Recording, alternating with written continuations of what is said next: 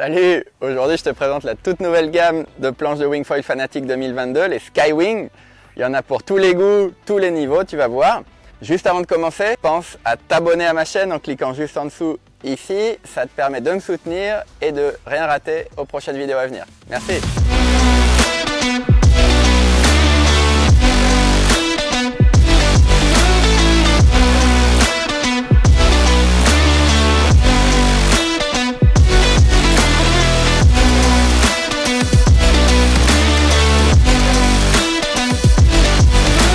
Il y a 3 constructions différentes cette année avec les Skywing classiques.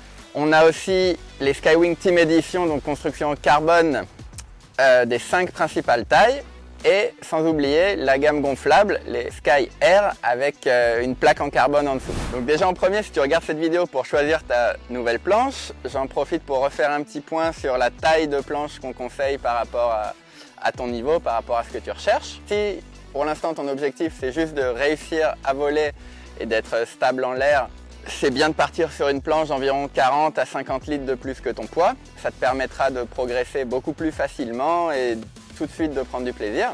Si tu commences déjà à être à peu près à l'aise dans tes jibes et que tu veux continuer à progresser, tu peux partir sur une planche d'environ plus 10, plus 20 litres. Ce sera un peu plus léger sous les pieds. Si tu fais déjà tes jibes et tes virements sans trop de problèmes et que tu veux continuer à progresser, faire des manœuvres un peu plus radicales comme des sauts ou aller surfer dans des vagues un peu plus grosses, tu peux partir sur une planche d'environ moins 10 litres que ton poids. Même dans le petit temps, tu verras, à peine tu as de la pression dans la wing, la planche elle est à fleur d'eau et tu décolleras très facilement, même dans une dizaine de nœuds. Enfin, si tu navigues souvent dans du vent supérieur à 20 nœuds, que tu aimes sauter, surfer et que tu tombes quasiment plus jamais dans tes jibes ou tes virements, tu peux envisager sans problème de rider avec une planche d'environ 30 litres de moins que ton poids. Ça sera encore plus facile dans les sauts, tu auras l'impression de rien avoir sous les pieds.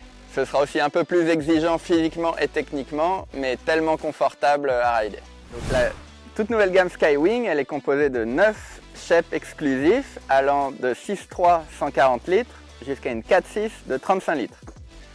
Donc la 6.3 c'est un modèle un peu à part, vraiment pensé pour débuter le plus facilement possible, pour réussir à décoller sans se prendre la tête. C'est une planche qui va être très stable et relativement courte pour avoir un bon contrôle en l'air. Le volume ça aide beaucoup aussi. C'est sûr que c'est facile quand on débute et que c'est tout plat, mais dès qu'il y a un peu de clapot, tout est tout de suite beaucoup plus compliqué, donc c'est pour ça que c'est bien d'avoir un peu de volume pour débuter. À noter qu'elle existe également en construction soft top, donc entièrement recouverte d'un pas de VA. C'est une planche qui ne va pas trop s'abîmer et qui va être idéale donc pour apprendre. On a ensuite une 5.8 de 125 litres, une 5.6 de 105 litres, 5.4 95 litres, 5.2 de 85 litres, une 5.0 de 75 litres, et enfin une 4.8 de 60 litres. Ça c'est la planche que j'utilise dans le petit temps. Voilà, c'est ce modèle là. On les verra plus en détail tout à l'heure, mais donc toutes ces planches, elles ont à peu près le même outline, de 125 litres à 60 litres. Le modèle à tout faire. Ce shape va exister également en Team Edition, et c'est les 5 planches de 5.6 à 4.8. Donc une construction carbone, un peu plus rigide, beaucoup plus léger, et donc plus agréable à rider. Plus performant surtout. Enfin, les 2 plus petites planches de la gamme, les 4.7 et 4.6, elles ont un shape complètement différent, avec un nose beaucoup plus pincé, un tail également beaucoup plus pincé. Elles sont vraiment destinées à la pratique du wingfoil plus dans les vagues, et même également au surffoil. On peut sans problème faire du surffoil avec. Moi j'utilise la 4.6 en surffoil. La 4.7 ce sera très bien aussi pour les plus gros gabarits ou pour débuter. Le petit volume supplémentaire permettra de partir plus facilement sur les petites vagues. Et aussi donc en wing dans les vagues, moi j'utilise à partir de 15-18 nœuds, on va dire, c'est là la 4.7 que je trouve absolument géniale. C'est un shape qui va être différent des planches dont je parlais précédemment parce que c'est une pratique différente. C'est des planches qui vont couler tout de suite. Donc pour être stable à l'arrêt, le volume sur le nose est diminué, le volume sur le tail est également diminué. Et on a aussi un autre travail sur la carène avec un rocker différent, ce petit kicktail également à l'arrière. La 4.6 et la 4.7 c'est vraiment des shapes radicaux, sans concession, pensé vraiment pour sauter et surfer en wingfoil ou en surffoil. À noter aussi que la construction a été complètement revue. On a une construction en époxy sous vide avec un sandwich en bambou pour la gamme Skywing traditionnelle. Donc c'est des planches qui vont être beaucoup plus légères que la gamme de l'année dernière. Pour info, la 4.8 que j'utilise cette année, elle fait environ 5 kg, là où celle de l'année dernière faisait environ 6,5 kg. Donc ça me fait une grosse différence. J'ai beaucoup plus de facilité dans mes manœuvres, mais également pour décoller dans le petit temps. L'année dernière, dans le tout petit temps, j'utilisais souvent une 5.0 75 litres. Et là, cette année, je peux m'en sortir donc avec la 4.8, mais ça pareil, on y reviendra tout à l'heure. Et moi là, ça fait déjà donc 3 mois que j'utilise à fond ces planches et j'ai pas eu de soucis particuliers, même en faisant des gros sauts, donc ça y est, je suis content, les planches elles résistent bien. Et donc avec cette gamme de planches, l'idée de Fanatec c'était de proposer des planches suffisamment courtes pour être très agréables et faciles en l'air, mais avec suffisamment de volume pour réussir à décoller facilement. Décoller, c'est pour moi le plus compliqué. Quand on commence en wing, une fois qu'on est en l'air et qu'on a compris comment ça marchait, tout devient plus facile. Mais réussir à décoller, surtout quand le vent est un peu plus léger, c'est pas évident. Donc c'est important d'avoir du bon matériel adapté. Donc je vais te montrer sur la 4.8 surtout ce qui a changé. Dans cette idée de répartition du volume, le tail notamment a énormément changé puisque de la 4.8 à la 6.3, on n'a plus ce kicktail à l'arrière, on a donc plus de volume à l'arrière, sous les pieds. Ça permet de contrebalancer le poids du foil. Quand on est debout sur sa planche à l'arrière, plus le poids du foil, ça avait tendance quand même à plomber un peu l'arrière et la planche pouvait avoir tendance à traîner un peu d'eau. Là, je trouve qu'avec ce volume supplémentaire, ça permet à la planche d'être plus facilement à plat et donc de décoller plus facilement dans le petit temps. Et moi j'avoue que j'ai eu beaucoup de questions à ce sujet-là. Pourquoi on a enlevé ce kicktail? Qu'est-ce que ça change? Est-ce que c'est pas un peu plus difficile de décoller maintenant comme ça? Et ben après avoir bien testé, encore une fois, même dans le tout petit temps, je trouve que je décolle plus vite maintenant.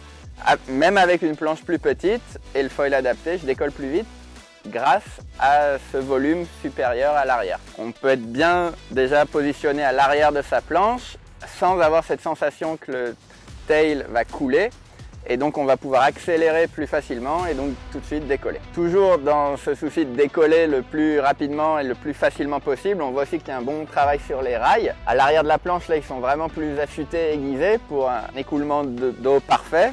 Et plus on avance sur la planche, plus les rails s'arrondissent. Et ça te permet ici, là, d'avoir les rails un peu plus ronds. Ça va te pardonner un peu plus facilement les erreurs lors des touchettes. Si on constate qu'il n'y a plus ce gros travail sous la carène au niveau du nose, ça renvoie très bien lors des touchettes, j'ai jamais eu de problème. Je pense que pour contrebalancer ça, on a un peu plus de rocker maintenant, c'est-à-dire que le nose est un peu plus relevé et c'est beaucoup mieux. En fait, même pour lors des touchettes, le nose va jamais reprendre sous l'eau et donc le fait que ce soit plat, enfin, moi je trouve que ça fonctionne vraiment mieux comme ça. Le plus simple, souvent, c'est le mieux. Même en réception de saut, le fait d'avoir un peu plus de rocker sous le nose, ça te permet de redécoller très facilement. On a toujours aussi ce pont qui est bien rabaissé. Donc on a le centre de la planche où sont nos pieds est un peu plus bas que les rails. Ça te donne beaucoup de stabilité et ça te permet aussi d'avoir un peu plus de contrôle au niveau du foil. Tu es un peu plus près de ton foil. On a une poignée centrale ici, une poignée sur le pont pour porter la planche quand on a le foil. Sauf les 4.6 et les 4.7 qui sont tellement petites, je peux te montrer là, qu'on peut la prendre sous le bras comme ça, donc pas besoin de poignée. Le pad n'a pas changé, heureusement, parce que moi je le trouve génial. Il est très fin et il accroche vachement et ça c'est super important parce que quand tu n'es pas dans les straps, ou ceux qui naviguent sans strap, hyper important d'avoir un pad qui accroche bien pour avoir de la stabilité. Quand la planche elle commence un peu à tomber, si tu as un pad qui accroche, tu vas réussir à tenir sur la planche. Si tu as un pad qui glisse un peu, tu vas avoir l'impression que la planche n'est pas stable alors que ça se trouve tu y arriverais si tu avais un bon pad. Donc ça, c'est génial que Fanatec ait pu développer ce pad à la fois fin, léger et qui accroche vachement bien. Il y a toujours plein d'options pour les straps avant, à savoir on peut régler sa planche avec 2 straps à l'avant comme ça en Y. On peut aussi décider de mettre un seul strap centré, comme ça, plus pour surfer ou ceux qui ont l'habitude de rider toujours du même côté. Il y a même l'option d'avoir un strap au milieu qui serait parallèle au strap arrière. Moi, j'aime pas trop cette position, je la recommande pas trop, mais il faut juste savoir que c'est possible. Si tu as aimé la vidéo jusque-là, pense à me mettre un petit pouce bleu et encore une fois à t'abonner à la chaîne. Là, je vais te laisser regarder les planches en action avec un petit montage sympa. Et juste après, je te parle de mon choix de quiver pour cette saison.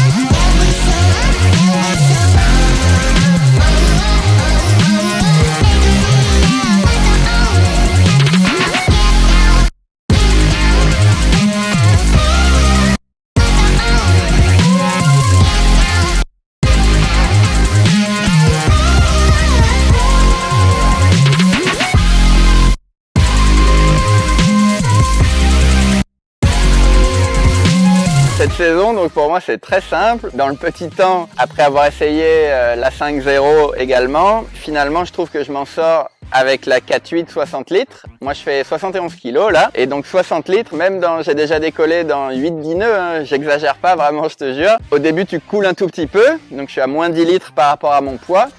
Mais dès que tu as un tout petit peu d'air dans la wing, faut savoir que le foil aussi, ça te rajoute un petit peu de volume général. Dès que tu as un tout petit peu d'air dans la wing, hop, tu remontes à la ligne d'eau si tu veux. Et là ensuite, bon bah faut être quand même habitué hein, pour faire ça. Mais même avec une planche donc un peu moins de volume que mon poids, je décolle en mettant du foil assez facilement. C'est un peu plus léger, donc pour moi ça c'est la taille de planche parfaite aujourd'hui pour la balade, le freestyle quand le vent est pas très fort. J'arrive plus facilement si tu veux à contrôler mes manœuvres, ça tourne un peu plus vite par rapport à la planche que j'avais l'année dernière. Dans les vagues, là je vais utiliser plutôt la 4.7 qui a un shape bien différent, hein, comme on voyait tout à l'heure, un nose beaucoup plus fin qui te permet d'être encore plus près de la vague. Le tail pareil, le pied arrière tu peux très facilement changer de direction, tu as le pied qui prend presque toute la largeur, on a beaucoup moins de volume aussi, les rails qui n'ont rien à voir. Ce petit kicktail à l'arrière, ça c'est, je pense, un petit peu plus pour le surf foil, mais ça gêne absolument pas en wing. Et le fait d'avoir un peu moins de volume à l'avant, ça permet de couler la planche facilement et d'être stable sous l'eau. Ça, je trouve que c'est important pour partir facilement avec des petites planches.